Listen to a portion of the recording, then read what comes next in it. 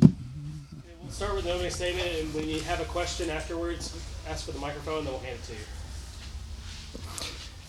Well, first things, you always tell the team, no matter what, just find a way to win, and that was good to see.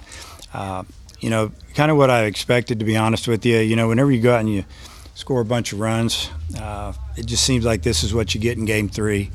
I felt like we should have scored a run in the first. We had a leadoff double. Made a base run mistake. Thought the ball was going to be airmailed into second base in the air. I don't know what he saw, and instead of having a leadoff double, nobody on, and one out, and it just seems like that. We hit a lot of balls hard early, but we just could not, get a big hit, and they just kept hanging with us. And give them credit. They fight. They're an older team.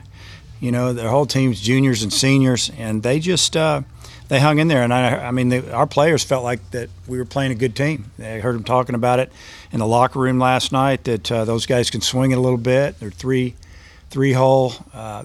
I'd say 2, 3, and 4-hole hitter today. They all took really good swings all weekend, and they challenged us a little bit. But I felt like that it was good for us to play a game like that. If we'd had another 15-2 game, I don't know how it would have affected us going out to USC this weekend to play a tight game and kind of let a lead slip away, and then to come back and win it and kind of feel what we felt in the dugout. A little bit of pressure. I think it was good for our team. What can you say about the 2 plate appearances by Curtis Washington? And then was there any thought to pinch hitting him in the 9th? Well, his first question was I thought he obviously did a great job. Called him on to bunt because he's a lot bunter than Jordan is. And, the game's kind of on the line a little bit. He did a great job of not bunting at balls. We took that. So that was, outstanding. And then, when it came around again and he ended up leading off the inning, there was a little bit of a thought, but our thinking with Curtis, and we've watched him play a lot, he just competes, and he's not scared. And, he took a first pitch fastball, and then the guy spins a breaking ball that starts at him and ends up over the plate. Tried to throw him another breaking ball, and he singles to center. And we were in business. So, proud of him for handling the situation and competing. Yeah, Dave, I guess Kerstad didn't have a big day yesterday, but what did you think of him coming through with the big hit today? What did you see from his at-bat? Well, he stayed a little more patient. Only saw 2 pitches, but the at-bat before we had a runner at third and 2 down, and, he swung at 3 balls out of the zone as far as I know. 2 for sure that he reached for that were off speed down and away, and, just pressing, trying to get a hit too bad. And then for him to come up with the biggest at bat of the game, really, and take first pitch down, and then he tried to throw something off speed to him. And it was about knee high, and he didn't try to hit it out of the park. He just tried to hit a line drive through the middle, exactly what he did, and big RBI walk-off single. So that was kind of I would say it was more of a mature at bat. That was good to see. Just about what did you think of Wicklander and Costi shot both? Yeah, starting with Costi, I think he came out and. I don't know. You see him at times when he just looks unhittable. He had a couple of hitters that I felt like, he really had it going on. And then the last couple innings, he was behind in the count a lot. Had a lot of 3-ball counts, whether it was 3-1, 3-2. But he ended up coming back and probably 3 or 4 times out of 7 or 8 hitters, it seemed like, in the last couple innings to get the hitter. So that was good that he could finish, but his stuff was pretty good. His breaking ball was good. They didn't hit him very hard. I think he could have cut his pitch count down a lot, obviously, if he would have just, wouldn't go so deep in counts. But I liked what I saw a lot, whether we start him or bring him out of the pen next week. And then, Wicklander's a guy that he was a guy coming back into the spring after break. We thought he might be a weekend starter for us because he threw really well in the fall, and he kind of got off to a slow start and didn't have some good outings in his scrimmages.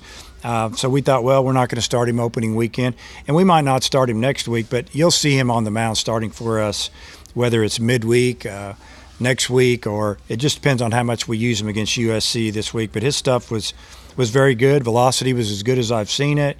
Threw a couple of nice breaking balls, a couple of good change-ups.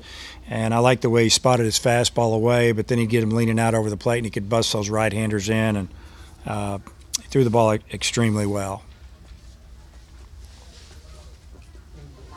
What'd you think of Cronin? He gave up, a couple hits, but then he really shut him down in the ninth. Yeah, Cronin came in and had to face really their best hitter in Hunter Morris. He's short stroke, good swing from the left side.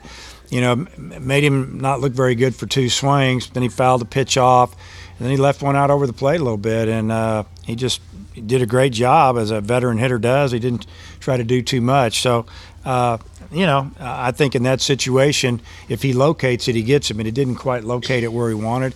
His stuff was pretty good. He went anywhere from probably 91 to 95, and spun one breaking ball that had good spin on it, didn't throw it for a strike. But, threw 28 pitches, and he wasn't going back out.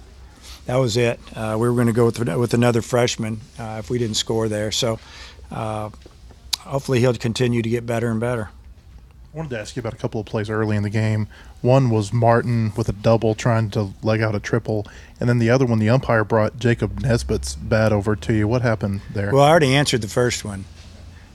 Marty thought the ball was being launched, thrown high to second. He was going to keep running.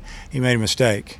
The shortstop was right there. I guess he thought it was going over his head when he threw the ball, and just too aggressive there. He already did what he needed to do, especially leading off a game. And Nesbitt's bat situated, they said they felt like something was rattling around in it.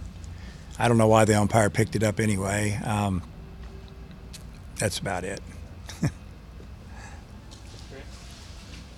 What did the umpire say to you on the interference situation? Well, that's one of the new points of emphasis this year, that these obstruction calls, you can't block anything without the ball. I think it was just a baseball play. He called obstruction. He didn't call him out, but he asked me if I wanted to go, challenge the play. I said no, because you didn't call him out. All he was going to do was put him back over there. There were already two outs. Now we had, he didn't want to use one of my challenges for that, but he just said that he blocked the base. I don't know if he was 100% sure that he made the right call or not. He's a really good umpire, and they've been told to call things like that, but I didn't get it. I still don't get it. I have to watch it. If I would have seen that, that Martin intentionally stopped or threw a leg or a knee down to try to slow him up till the ball got there, then I get it. But from our vantage point, it looked like he was just trying to catch the ball and make a tag.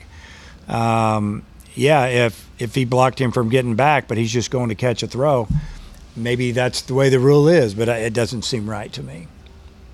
Yeah. Dan, I'm just curious, you've got another series coming in, it's a little quicker. You got more pitchers in the tank, or you just start recycling them already? Well, we don't play until Thursday, so since we didn't play Friday, we won't throw Campbell on Thursday. He'll either throw Friday or Saturday. So what we'll do on Thursday is we'll name a starter, but it might be, we just tell them guys to go out there and give us 2 or 3, and we'll go to the next guy. That's what we really wanted to play Friday due to that, and the reason we're playing Thursday, Friday, and Saturday is because we couldn't get back. We couldn't get back. If we played Sunday, we couldn't get out of town unless we would have missed Monday, and we couldn't miss Monday. We've missed enough class going out there. Anyone else? Okay. All right.